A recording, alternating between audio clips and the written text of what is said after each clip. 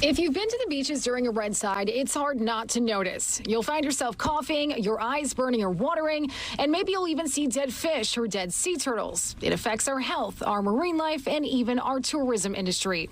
This is what we call a wicked problem in science, meaning it's so complex and there are so many people affected.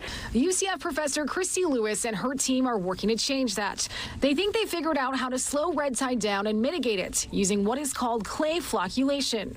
Is really just a powdered clay put into solution and sprayed on the water, and then that clay is actually positively charged and it attracts the negatively charged red tide cells. In simpler words, the clay removes the red tide out of the water. Lewis says it's been used to treat harmful algae blooms in Southeast Asia for years, but it's never been approved for use in the U.S. And it's just a really fine white powder.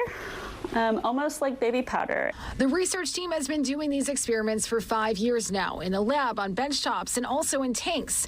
In February, they took the test to natural water for the first time on an active red tide in Sarasota Bay. It's also promising because of possible of the results that we are seeing based on the slide shown here. They used these big test tubes. They ran the experiments for 48 hours, and Lewis says the results show the clay removed the red tide in the tested areas. Lewis says now they want to make sure it doesn't hurt any marine life.